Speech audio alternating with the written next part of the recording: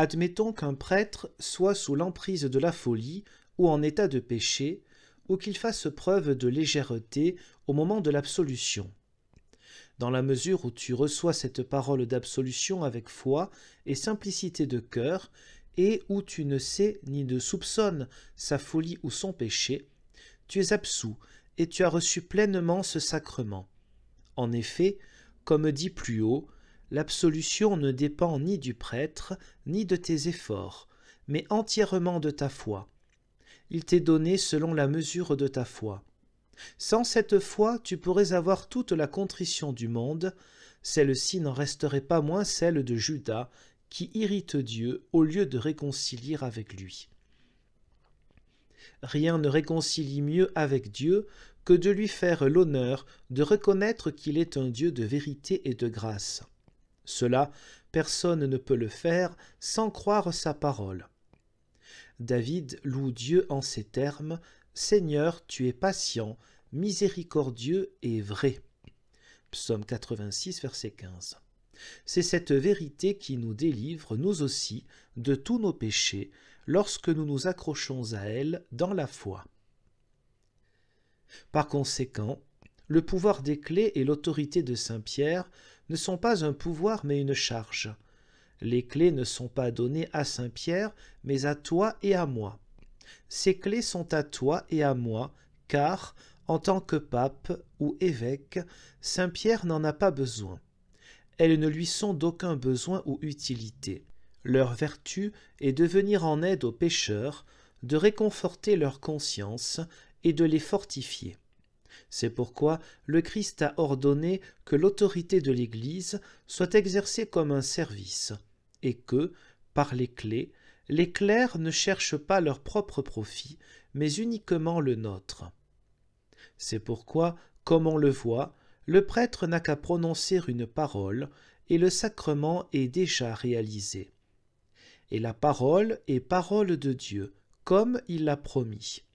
Et puis, le prêtre a suffisamment de signes et de motifs de prononcer l'absolution lorsqu'il voit qu'on désire qu'il la prononce. Il n'est pas tenu d'en savoir plus. Je vous dis cela afin qu'on soit attaché à cette vertu éminemment gracieuse des clés et qu'on la respecte et l'honore.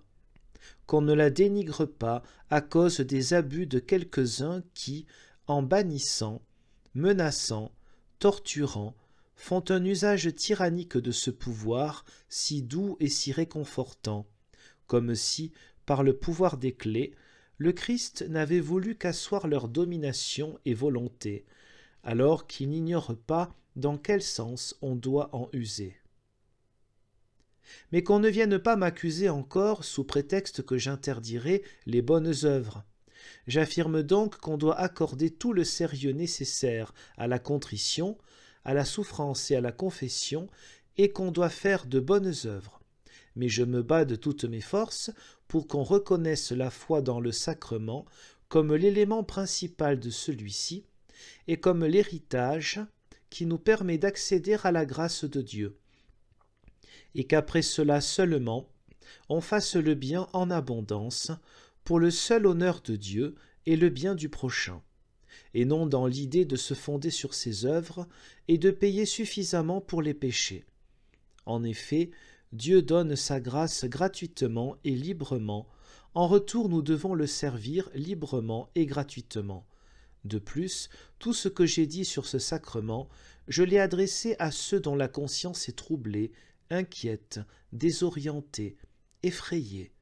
Ils voudraient bien être libérés de leurs péchés et vivre dans la justice, mais ils ne savent comment s'y prendre, car ils éprouvent une contrition véritable, oui, un repentir et une humilité excessifs.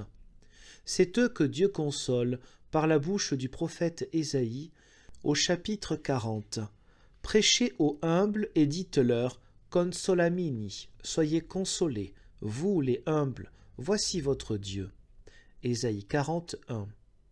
Et le Christ leur dit en Matthieu 11, 28, « Venez à moi, vous qui portez un poids, et peinez, je vous réconforterai. » etc. Mais à ceux dont le cœur est dur, qui ne désirent pas encore la consolation de leur conscience, qui n'ont pas non plus éprouvé ces souffrances, le sacrement n'est pas utile. Il faut auparavant les ébranler et les rendre malléables en leur rappelant l'effroyable jugement de Dieu, afin qu'eux aussi recherchent la consolation du sacrement et apprennent à soupirer.